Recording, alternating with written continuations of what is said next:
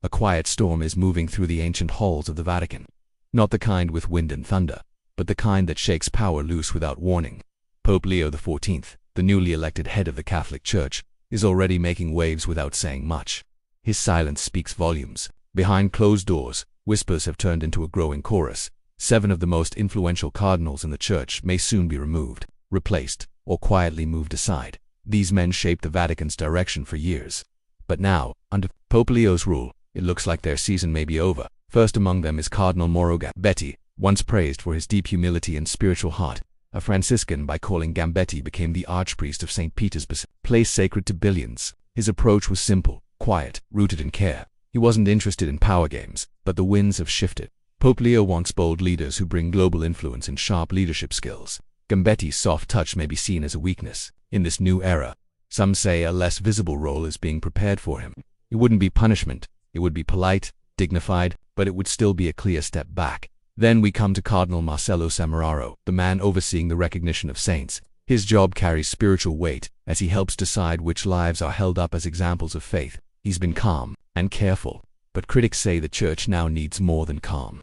They say it needs inspiration figures who speak to modern times, modern problems, and modern hearts. Pope Leo, looking to connect with skeptical youth in a restless world, may seek a new kind of leader, someone who understands both tradition and technology. If Semeraro steps down, the next person in his role could bring fresh life to the process of sainthood itself. Cardinal Kevin Farrell is also under quiet scrutiny. As Camerlengo and head of the dicastery for laity, family, and life, his influence touches millions of everyday Catholics, but his leadership has drawn concern.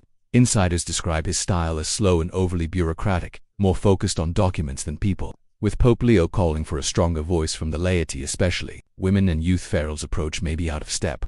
The Church doesn't just want to include the people, it wants to empower them. Replacing Farrell would send a loud message that, under this papacy, action speaks louder than paperwork. The case of Cardinal Arthur Roche is different, but just as delicate.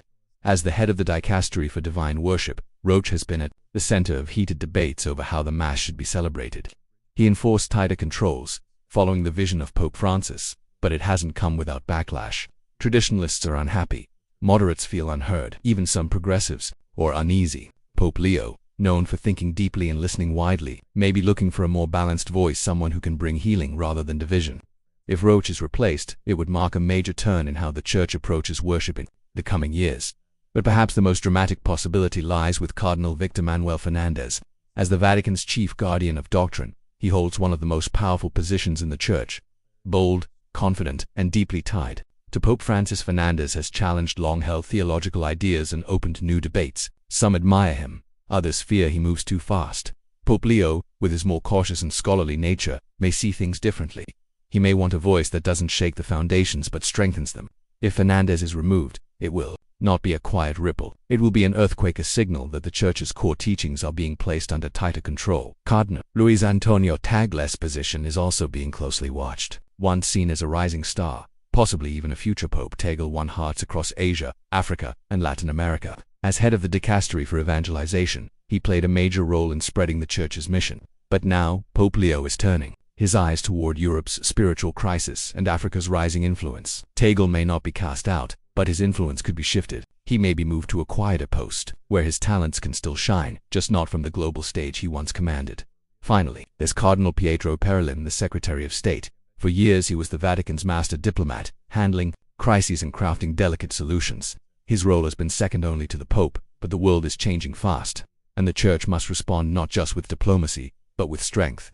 Pope Leo may be looking for someone who speaks more boldly, more directly, in the face of growing global tensions. Parolin's legacy is secure, but his time may be drawing to a close. His exit would mark the end of an era and the beginning of something new.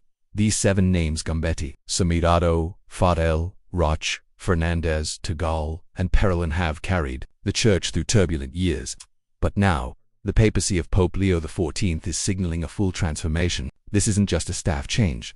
This is the start of a different Vatican. A Vatican that moves faster, speaks louder, reaches deeper. The Pope isn't just trimming the edges, he's reshaping the foundation. And what's truly remarkable is how quietly it's all happening. There are no public battles, no breaking news conferences. These decisions are unfolding in silence through whispers, sealed letters, and private meetings. But make no mistake, their impact will echo through every parish, cathedral, and chapel around the world. A change in leadership at this level shifts the soul of the Church itself. The Catholic Church is known for its slow steps, but with Pope Leo at the helm, the pace has changed. It's no longer about preserving the past, it's about preparing for the future. He's studying files, reviewing performances, planning a new path. Those who once held the most power may soon find themselves watching from the sidelines, while new voices step in to lead. We don't have all the answers yet. No list has been officially released, but the pattern is clear. Conversations are happening. Positions are being weighed. What once seemed permanent is now uncertain. And that uncertainty is where history begins. The Vatican is not just a religious body, it's a living organism, one made of faith, ritual, diplomacy, and leadership. Each change affects everything else. If even one of these cardinals is replaced, the balance shifts, and if all seven are moved, that would be a true transformation, one the Church hasn't seen in decades. This is not a time of chaos, it's a time of quiet reordering. The Holy See is not falling apart, it's being restructured. Not from panic, but from purpose. Pope Leo XIV is not here to continue the last chapter, he's here to write the next one. His pen is steady, and his intentions are becoming clearer with every passing week for everyday Catholics. These changes may seem distant, but they're not.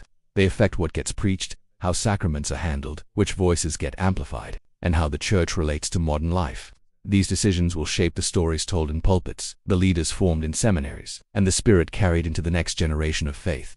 There's something powerful in the silence. No grand declarations, just steady steps.